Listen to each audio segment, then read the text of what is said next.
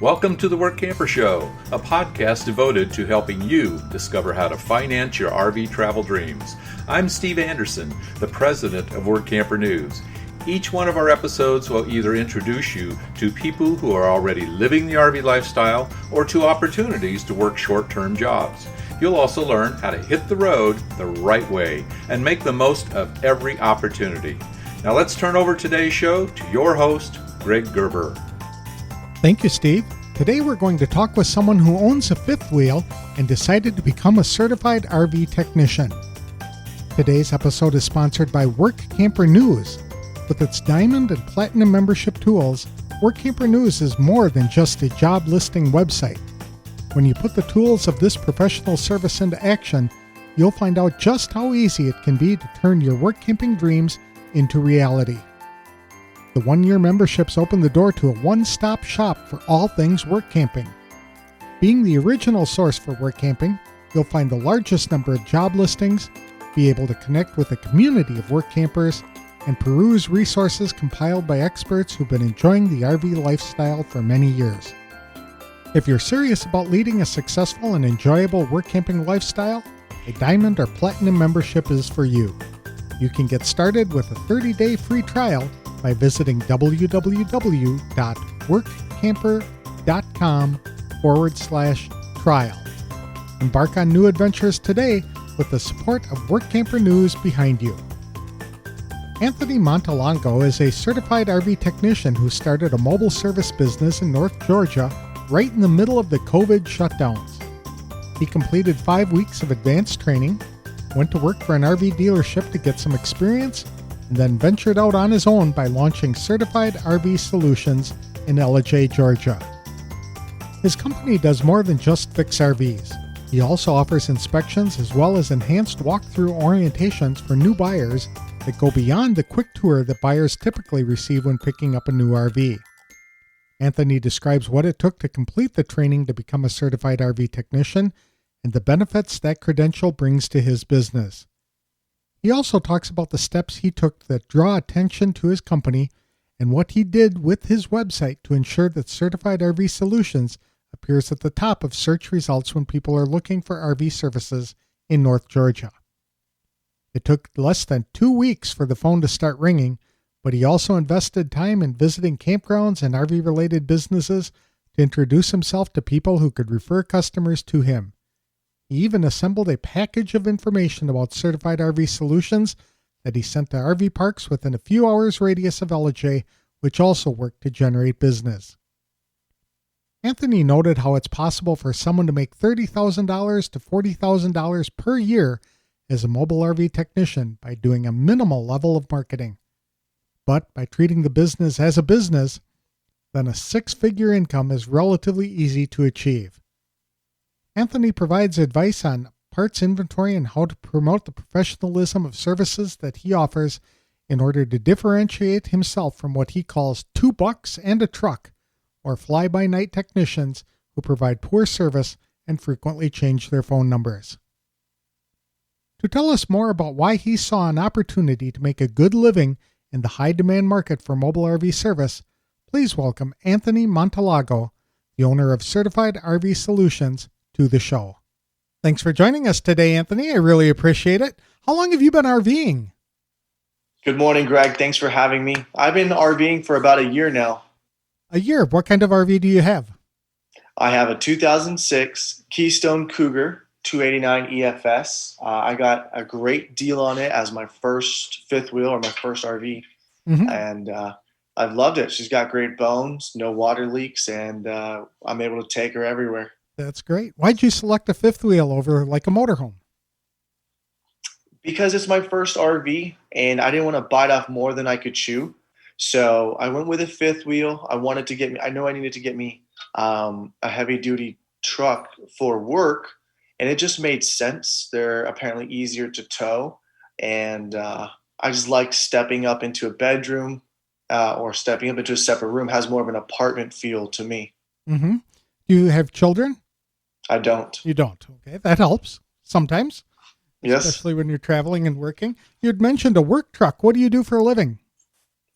I am a mobile or certified RV technician, and I own and operate a mobile RV repairs and RV inspection service in the North Georgia mountain range. We're based in Ellijay, Georgia, and we go as far out as Chattanooga, Tennessee, on the west side, and go as far east as Clemson, Seneca, South Carolina, Franklin, North Carolina, Dillard, Georgia, and in between. What's your business name? Certified RV Solutions. Solutions must mean you're going to be doing more than just fixing and inspecting RVs. Yes, sir. I come from the business world. I was blessed to have my father raise me as an entrepreneur, or give me that entrepreneur mindset. And when I jumped into the RV lifestyle, I started as a technician and as an inspector, but I knew that was not going to be the end all be all. So I thought long and hard about how to name my company to set myself up for the future. So with Certified RV Solutions, that sets the stage for just about anything I want to do in the RV space. Mm-hmm. That sounds like a good idea. And what prompted you to consider becoming a technician?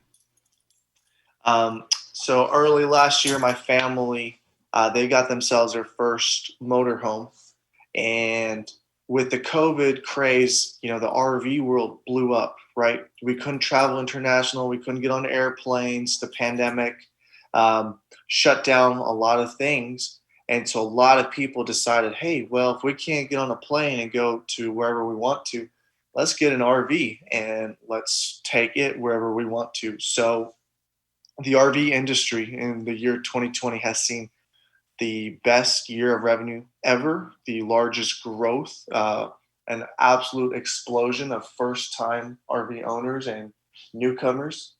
And there was already a need for good qualified technicians and inspectors, and COVID-19 just poured gasoline on that fire.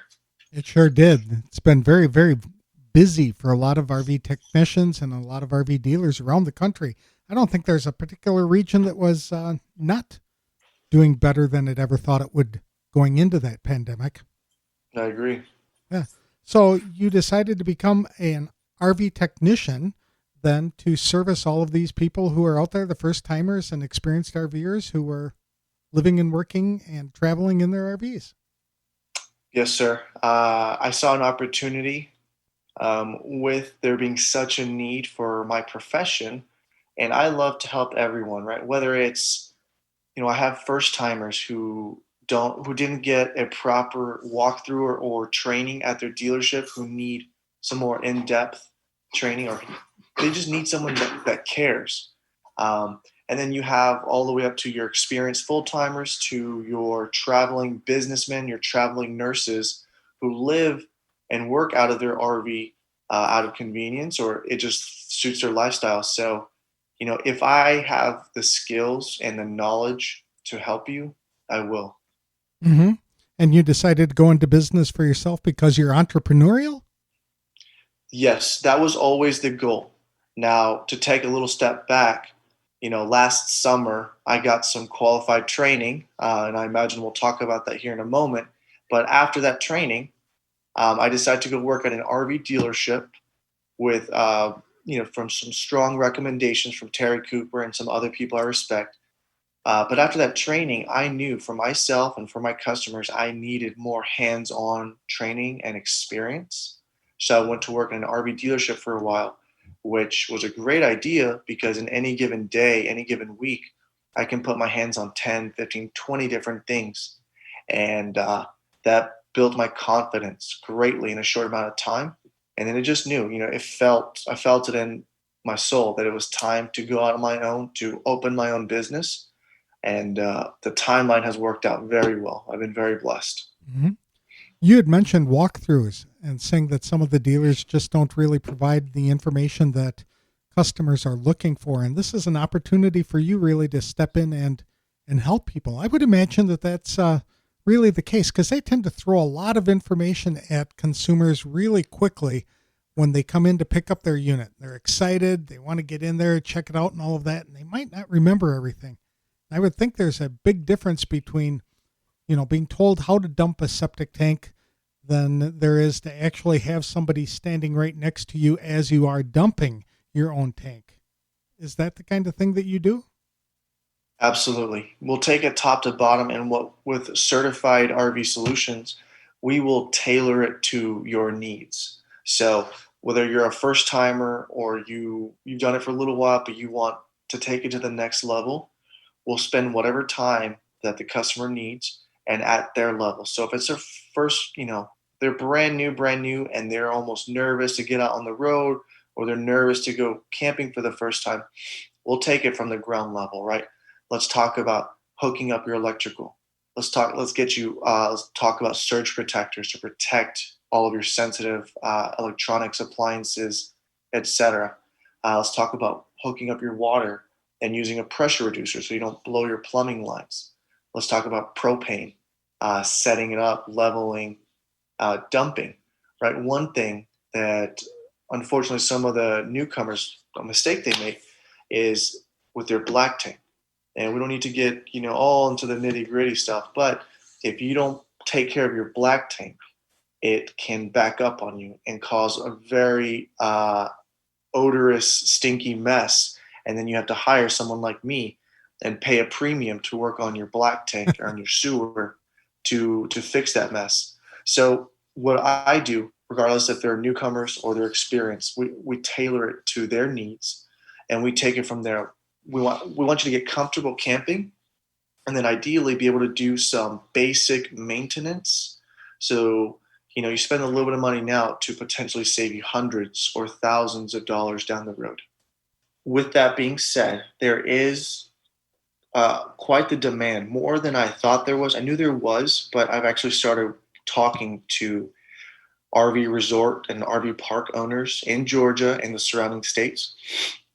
And here in June, I'm going to be featured at a grand opening at Time Away RV Resort in Lincoln, Alabama, right by Talladega. And the great folks over there, they're going to have me speak to hundreds of new RV owners. And we're going to go through new RV owner training and orientation. So on a personal level, day to day, there is need, but there is need at a higher level, right, where RV park owners and resort owners are attracting hundreds and hundreds of people to hear this new RV owner orientation. So I think this is the beginning of something great. I'd agree with that. Have you always been a tinker? Somebody who's been a handyman kind of person? Yes and no. Funny, I used to play, growing up, I played paintball, right? You run around, you shoot each other with balls of paint. And I loved taking apart my paintball guns. But in terms of house and residential home stuff, I didn't, right? Growing up without any kind of knowledge, I was kind of nervous about touching electrical or touching plumbing and flooding the house. So I have always been, mechanically curious and tinkerer per se, but getting into the RV world has really, really skyrocketed that for me. So did that require you to take some extra training? I think you'd mentioned that. Yes. Last year, to go back a little bit, when my stepfather called me, people always laugh when they say this. It was back early 2020. He calls me. He goes, "Hey, boy, look at RVs. They're blowing up because of COVID. You got to look at becoming a technician and an inspector." And when I got the call, I was like, "Okay, interesting. I'll look into it." So I started calling around. I was living in Texas at the time. And I spoke to a good friend now. His name is Don Baker outside of Austin. And, he didn't know who I was, but he gave me 45 minutes of his time to explain RV technicians, RV inspectors. And he pointed me towards the NRVTA, the National RV Training Academy, based in Athens, Texas. And so I called him, I did my research, and I ended up going for a 5-week in-depth certification training to be an RV technician. Okay. And you completed that training last year?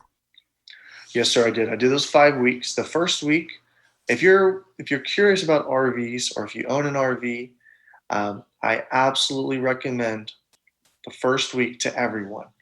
What it's going to do is teach you those basics, get you to understand the theory of electrical, plumbing, propane, teach you basic maintenance of your RV. So if you own one and you're a casual RV camper, that week one is huge. That will save you a lot of money in the long run. Now, weeks 2, 3, 4, and 5, or what they call advanced technician training, is an entire week on certain appliances, a whole week of air conditioners, an entire week of refrigerators, an entire week of furnaces and water heaters combined. And then the fifth week is your exterior systems, your levelers, your hydraulics, your slide out rooms, your awnings, etc. And what I like to say, how it went is the first half of the day is kind of classroom training. You've got paperwork, you've got slideshows, you've got theory, question and answer. You go to lunch. After lunch, you spend the whole time hands-on. So for an entire week, you're taking air conditioners apart, you're taking furnaces apart. And at the end of that week, to be, to test out of it, to be certified in that appliance, the NRVTA would take anywhere from 8 to 15 units and bug them.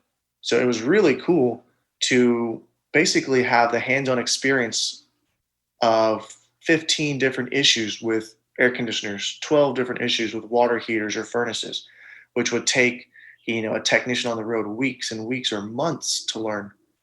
So it was a lot of learning in a short amount of time. It was well over 250 contact hours, both in classroom theory and hands-on. Okay. It sounds really intense. Was it overwhelming for you? For me, at first it was, because I was the greenest person in the room. It was funny, that classroom, or that class that I went to, I was the newbiest, the greenest, first timer there was. So at first it was overwhelming, and I try not to be a perfectionist, but I want to get things done right. And I stress myself out if I feel like I'm behind. So it took me a little time to get up to speed, but I walked out of there with a tremendous level of confidence and a level of hunger to learn more, to do better, to be able to service my customers the best that I can.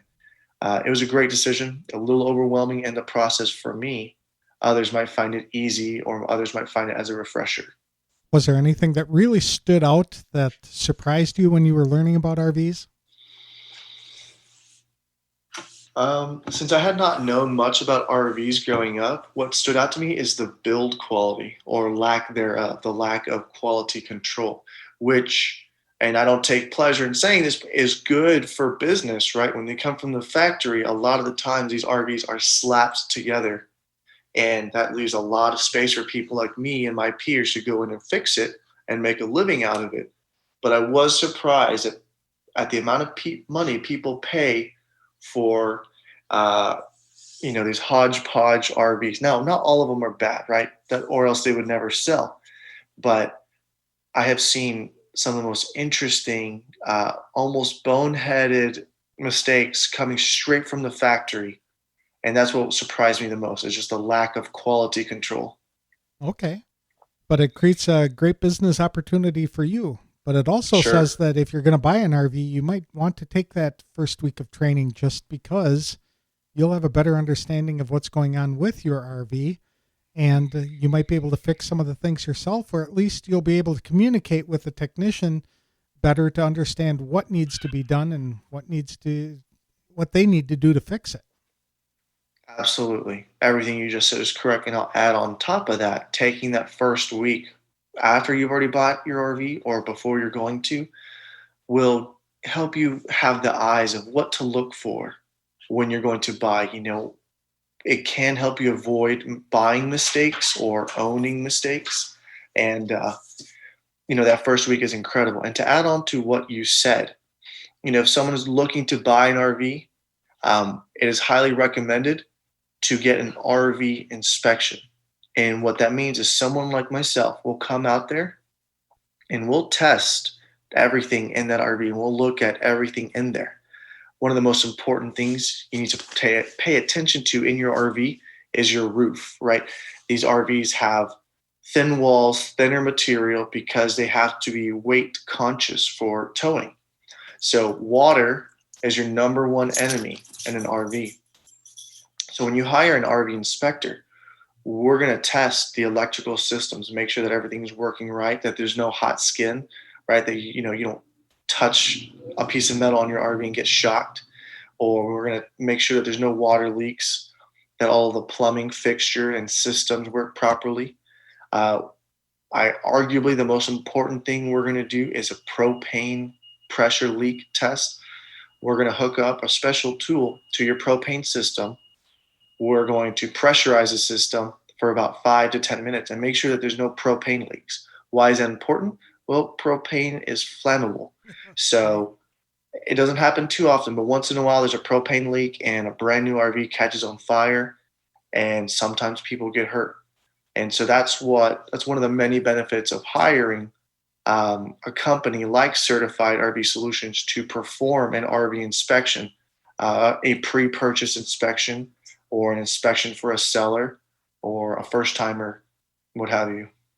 Sure. And we should probably note, because you are an inspector and a technician, that the Code of Ethics prohibits you from inspecting an RV and noting a bunch of things that need to be fixed and then turning around and fixing it, because there's going to be that separation. You're not going to be recommending things that need to be repaired just so that you can profit off of doing the repairs. Somebody else would have to do that, right?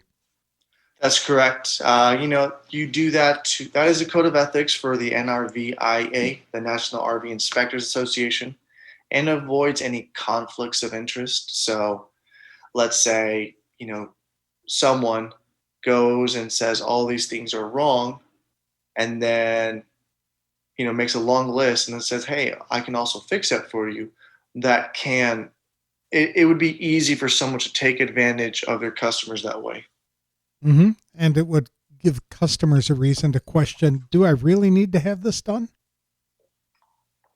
Right. It does not take much to muddy the waters or to create a bad rap. Right. Unfortunately, RV inspections aside, a lot of so-called RV technicians are, well, to put it nicely, we call them $2 in a truck, or Joe Blow, who comes out to your RV, slaps duct tape on it, takes your money, and the next month changes your phone number. So unfortunately, RV technicians in a lot of spaces have bad reputations because there have been bad actors posing as qualified, certified RV technicians. So it does not take long to, create a bad reputation and put a bad taste in people's mouth. Did you say you've become certified? That's correct. What did that involve? That involved multiple levels of testing. So, during that 5 weeks at the NRVTA, it was, like I had mentioned before, 5 weeks of in-depth training. So after week 1, you go through it, the basics of RV mechanics and repairs. And then everyone takes that level 1 test, right? You become a registered technician and a registered inspector at the same time. And if I remember, it's about 120 questions. And it is covering propane, plumbing, electrical, basics on your appliances, your water heaters, furnaces, air conditioners, refrigerators. Now, week 1 is, you do get a good bit of hands-on, but a lot of it's conceptual, so that you at least are dangerous in the terms of knowing what is what to look for, how to not get taken advantage of. And then the following 4 weeks, there is an individual test at each week. And then at week 5, there is a certified RV technician exam. It was about 200 questions, and not an easy test, not hard. You don't have to stress about it, but you do want to do some studying. You want to go in there understanding what everything is. Okay. So having that certification really tells the world that you know your stuff, right? Compared to, what'd you call it? $2 in a truck? That's kind of funny. Sir. Yeah. So when people are looking to get repairs, they need to find somebody who is certified, which sort of gives them a little level of confidence that the person knows what he or she is talking about and doing and making repairs on RVs. Absolutely. And that's why I included certified right in the name of my company, because I want people to know that, well, we're not playing around. We're not going to disappear on you. We're here to stay. I've invested a lot of money and a lot of time into developing my skills, into building the company, the website, the social media presence. And I want people to know that we love what we do. We're serious. We're here to stay. In addition to that, like I was mentioning before, that there were bad actors. The certified term has been muddled somewhat because some RV dealerships will put on a 1 or 2 day class, and just for showing up, they'll give you a piece of paper that says you're certified. And so we have, myself and my peers have had to work to differentiate ourselves from other people who call themselves certified. But, not to brag on myself by any means, but you can ask my customers and people I interact with that myself and my company, we're the real deal. We answer the phones. We show up as promised. Right there is half the battle. I can't tell you how many times my customers will tell me, thank you for calling back. Thank you for showing up as you promised, because that seems to be a real issue in this industry. Very good. Now, you said you started in Texas. That's where you were when you first decided to go into this kind of work. That's right. Okay. I grew up most of my life in San Antonio, Texas. And that is where I made the decision to take on this venture. How did you wind up in Georgia then? Yes, absolutely. My mom and my stepdad, they live in the North Georgia mountains. They live in Ellijay. And there is not a whole lot of people who do what I do up there. And there's a lot of RV parks and a lot of RV resorts. And, well, there's a great need for what I do in that region. I grew up in Texas almost all my life, and I just got tired of it, right? San Antonio's flat. To me, San Antonio's boring. There has its charm, but if you live in one place forever, that charm wears off pretty quick. Most of my family, my friends are there. I love them, but I had to do what's right for myself, for my business, and for my future. So what did you do to market your business to get that phone to ring the first time? Absolutely. To go back to what I said earlier about speaking with Don Baker, the gentleman who kind of inspired me to go to the NRVTA, the NRVIA. He told me about his son, Mike Baker of Viking 15. He builds websites for RV inspectors, RV technicians, and among others. So I started looking into the websites he built, and well, almost all of his websites for the people in their regions, he gets them on the first page of Google pretty quickly. He gets them, first top 3, top 5 in a reasonable amount of time. And I went back and forth with him. I talked to him a lot, and I had the confidence that he could get my website, someone out of the blue coming from Texas to Georgia. So I'm new to this state, new to this field. No one has ever heard of me or my company. And so I invested money with Mike Baker. He built my website, and it was probably the best money I've spent yet. In addition to that fantastic website, I spent a lot of time building out my Google business page, my Facebook business page, my Yelp business page. I did a few others like Bing and Manta, but those have not really turned anything out. So to me, the big four are obviously your website. Google's number one. Google is the cornerstone of the internet, right? When you want to search something, you want to look up something, what do? You Google it. They're that good. So about 90% of my business, about 90% of my leads come from Google, and that ties into the website, to the SEO, search engine optimization, that Mike put together.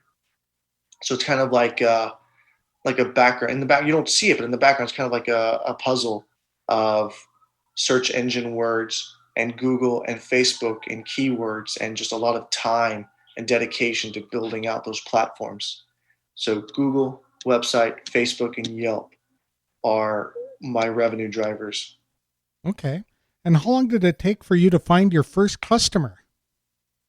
From the time that the website launched, went live from design and build to actually being live where people could find it, about 2 weeks, maybe 10 to 14 days. I mean, it was quick, and it was funny. It was outside of my hometown. Um, so it was pretty quick. I saw, almost immediate returns on that investment, and it's paid itself off many times over. Okay, so how long was it before you had enough work to do? Like every day you had something to do? I would say about 2 months. Okay, very good. Did you have to spend a lot of money for advertising? I didn't. I actually spent the website that I had built was not cheap. I wouldn't call it expensive, but worth every penny. And I have not had to spend a lot of money on advertising, to answer your question, no. But I do run, I do like a quality Facebook post, and I'll hit the boost button and add a budget of 20, $50, maybe $100. I will run Facebook ads, and that has brought me some revenue. Here soon, I'll sit down and teach myself how to do Google ads, right? Anytime you Google something, the first 1, 2, or 3 results are paid advertisements. So I'll be putting myself in that category here soon enough. Okay. But you also did some business cards and things like that. Did you go and market yourself to campgrounds in the area? I sure did. Yes, I got flyers and business cards made, and I went to, about a dozen local RV parks, resorts, campgrounds, talked to them, showed my face, showed them who I was. I was surprised that a lot of them were like, yes, we need someone like you, right? A lot of parks and resorts have their customers ask them who to call for repairs. And a lot of these campgrounds are empty-handed on who to recommend. So I have had a very positive response to me coming there and introducing myself and marketing to them. Mm-hmm. In addition, my girlfriend and I, we sat down and we put together 30, let's call them mailers, right? 30 packages of mailers of business cards, a handwritten note, and some flyers to 30 campgrounds outside of my driving area to introduce myself. And that has led to some pretty awesome results as well. Oh, that's a great idea. And so just letting them know you're in business is pretty much all it takes. It is. And for a lot of the time, it is. Many of them are just happy that someone like me is around to help out their customers, because it's a win-win. They're in the rental business, right? They are basically a hotel for RVs. And so, just like hotels, they need maintenance. They need people to repair RVs because, well, I own an RV. There's always something wrong. There's always something to be fixed. And they were just thrilled to have someone to service their customers, because it also makes them look good as well. Mm-hmm. Do you have to maintain a really high level of inventory of parts and things like that? I try to stock commonly used parts. For example, here we're coming out of winter. Well, it was furnace season. I was getting anywhere from 1, 2, 3, 5 furnace calls a week. So I started to kind of make a pattern in my mind of what are the most commonly used parts. I don't have a huge inventory or marketing budget, so I don't have every part that I could possibly sell on me. But commonly used items, yes. And as time goes on, I will add to it. I might even look at getting, a used van and having a mobile RV technician, a mobile RV repair and parts shop all in one. Okay. Just running around carrying it with you. That'd be a good idea. Yes. Do you have accounts with any of the big national suppliers of parts? I do. I have an account with NTP Stag, right? They're one of the major players in the RV space. I've got an account with Pantera RV Sales out of Texas. And I've got the contacts for a few other parts suppliers and distributors that I will be building relationships with soon. So when we're talking about inventory, you don't really have to have a lot on hand. I mean, you're not talking like a warehouse. You don't have to buy $100,000 worth of parts just to have them on hand in order to make a repair. because you can get them pretty much overnighted if you needed them, right? That's correct. That's correct. And I try to have some stuff on hand. I probably have a few $100 worth of items on hand. Some of my peers are ordering 2, 3, 4 air conditioners, full units to have on hand. And that's awesome. They inspire me to get to that level where I can have a few $1,000s or several $1,000s waiting on hand, so that when a customer needs it, they have it there, right? Part of the mobile repairs business is we're in the business of convenience, right? So, our prices might be a little bit higher than the dealerships, and the parts that we carry are going to have a certain level of markup because it is a convenience. So we have it right there. Okay, you have this issue. I've got the part here. This is what it costs. Would you like it fixed today? Or we can order it, or you can order it yourself, and you can pay a second service call or second trip fee for me to come back out and install it. So it is, kind of a cost benefit for the convenience that mobile RV repair technicians offer. As somebody who full-time RV'd for 3 years, I'll tell you, I was more than willing to pay whatever it took to have somebody come out and fix the problem right there on my campsite that day. So yes, I could see where you can make some good money just by having a few parts on hand to be able to accomplish that. And that's where I'm at right now. I what you just told me, I've had the response a number of times. So you know what? I'm too busy. Just fix it and bill me, right? I present myself in a way where they trust me to do an honest job, to bill them correctly, to only charge them what is necessary to get them back on the road, to get them back to normal life. But that's where I'm at right now. We're changing from winter to spring to summer. So the nature of the calls I get are changing as well. I'm getting less furnace calls, more awning and slide topper calls. But you know what's right around the corner? Air conditioners. Yep. So I'm sitting here making a list of what air conditioner parts can I keep on hand that people will need without buying items that are just going to sit on the shelf for years at a time, right? That's just money tied up that I'll never get back, or will take a very long time to see a return on. So let's jump right to the really good stuff. What can a mobile RV technician expect to make every year? Absolutely. If you're doing this, full time, and we'll start from, the lesser case scenario to the best case scenario.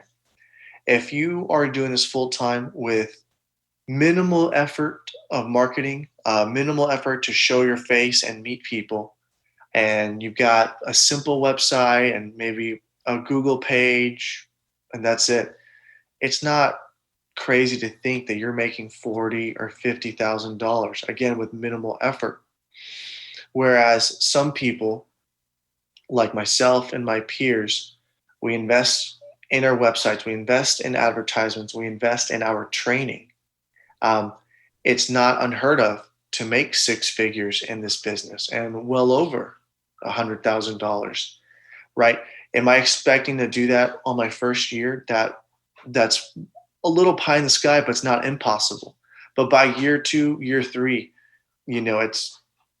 I do expect to be making well over six figures just with just going all the way on advertisements, meeting people, getting my face in front of people, going to events, just a little more, call it my secret sauce, right? I do a lot of online Facebook posting. I'm going to go to an FMCA rally here next week, the Family Motor Coach Association.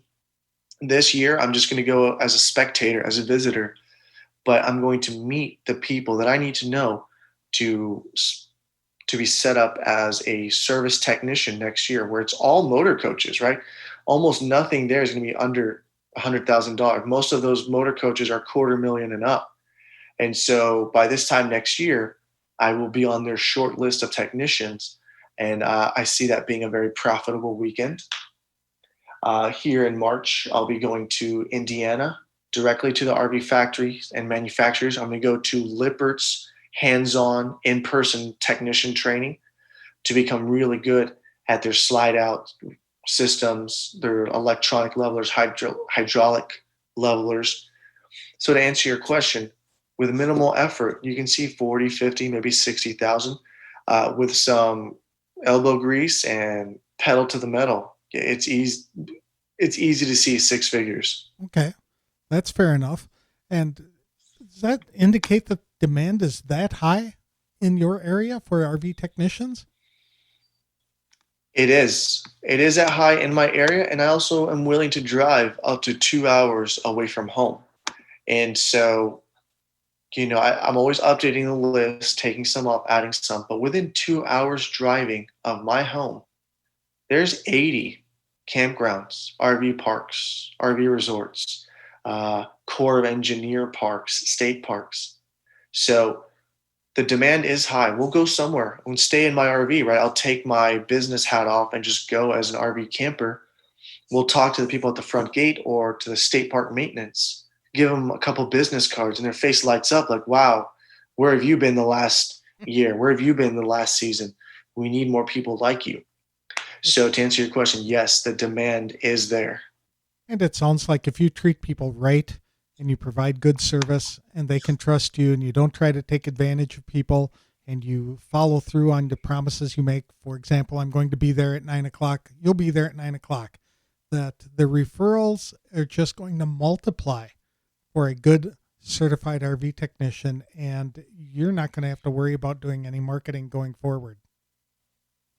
Absolutely. And, I'm, still in my first year of this business. So I do foresee, I'll be setting aside money for marketing and advertising for a while, but at a certain point, the snowball effect will kick in where I may not need to do that anymore. And that's the end goal. And then on top of that, before long, there will be such a great number of calls where I will be able to be a little more selective with which calls I take, right? Some are easier, some are more in depth, some take more time. Um, but yeah, the goal is to treat people well, get that word of mouth, have that catch like wildfire, and let other people do the advertising for me. So would you recommend this kind of work to other people looking for full or part-time opportunities? I would. If you have a decent bit of risk tolerance, right? Just because you become certified and you open up a business does not mean that you're going to automatically do well or get busy, right? I've spent thousands of hours to prepare myself for this situation, laying the groundwork, researching, putting time into the social media and all that. But yes, if you're curious about it, take a course, take an online class. The NRVTA and the NRVIA offer online courses, and they're reasonably priced. If you do 1 week of it and you don't like it, okay, you learn something. If you do like it, go for it. Go for the certified RV training. Go work at an RV dealership. And if you like it and you love it and you don't mind getting dirty, then yeah, I highly recommend it. And how many hours a week would you say that you put in every week?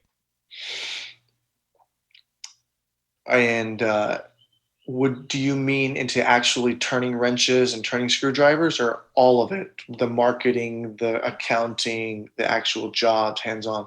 Let's do both. We'll start with the marketing or with the turning wrenches. Sure. The turning wrenches, I probably, I don't know, do 10 to 20 hours of actual labor a week. And then all in, anywhere from 30 to 60 hours a week. Okay. So there's more marketing right now on the front end of this venture than there is turning wrenches. There is. And that's because I'm trying to balance it, right? If I just focus only on the calls coming in and let the marketing and the advertising just sit idle, I could be doing something 7 days a week. But I'm also trying to have a little bit of work-life balance, spend time with my girlfriend and the puppy, go RV camping. I did this lifestyle and this business to give myself a good bit of freedom and also make a decent living, right? If money was my only priority, this conversation would be a little bit different. But I'm spending a lot of time, money, and effort into the future while still enjoying and stopping to smell the roses. That's excellent. Well, Anthony, this has been very eye-opening as to the opportunity that is evolved for people who like to RV. And so it's something that people can do, from their RV if they're traveling around. Probably putting up a sign at a campground might even generate enough business to keep them, buy them gas to get them to the next campground when they're out traveling and about. But you've set up roots down there in North Georgia, and I really appreciate the time and wish you the best of luck. Thank you, Greg. It's been such a pleasure. And I just want to have my girlfriend Emily say a quick hello because she is a big part of the business, both keeping me calm and confident, but also helping with the books and helping with the advertising. So she's just going to say a quick hello. Hi, how are you doing today? Very good, thanks. What kinds of things do you do for the business? Awesome. Well, I just wanted to say that being a part of this lifestyle has just been such an eye-opening experience. There's so much to learn and so many amazing and great people that we've met along the way. And we continue onward in all of the new adventures that we have together and, really hoping to impact and meet some really awesome people along the way. So if somebody's on the fence about it, I say do it. We live, eat, breathe, sleep the RV lifestyle, and we definitely back it 100%. That's great. Well, thanks, guys. I really appreciate the time. And like I said before, I wish you the best of luck in 2021. Thank you, Greg. It was such a pleasure talking to you. Thank you for the call a number of weeks ago. And good luck with the podcast, your publications, and all that. And if we want to do this again sometime, do a yearly check-in, or if you ever need anything else from me, please give me a call and email. I'd be happy to speak with you anytime. That's a deal.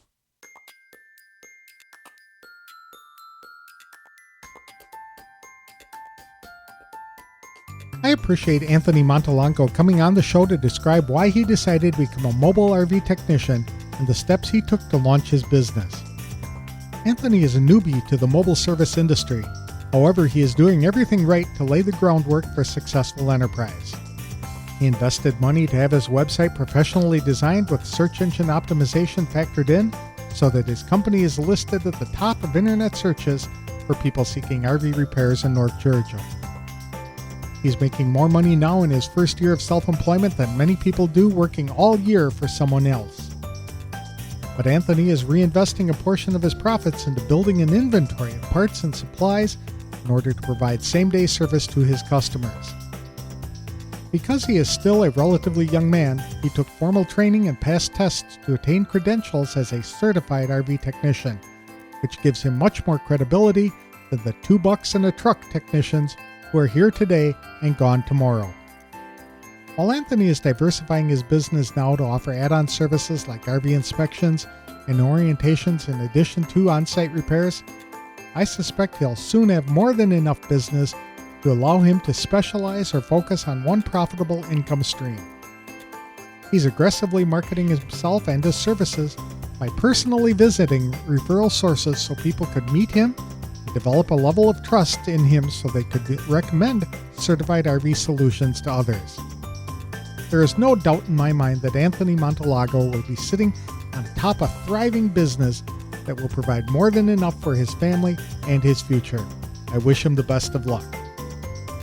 Running a mobile RV business is just one way RVers are making money to finance their travel dreams and enjoy a lifestyle that others can only imagine because they never step out of their comfort zone to act on their dreams of self-employment. Lots of people dream about being in business for themselves, but they don't have any idea where to start or even the first steps to take on that journey. If that's you, fortunately, the Small Business RVer School developed by Workamper can get you started in the right direction. The school is designed specifically for entrepreneurs on the move and helps you build a business you can run anytime from anywhere.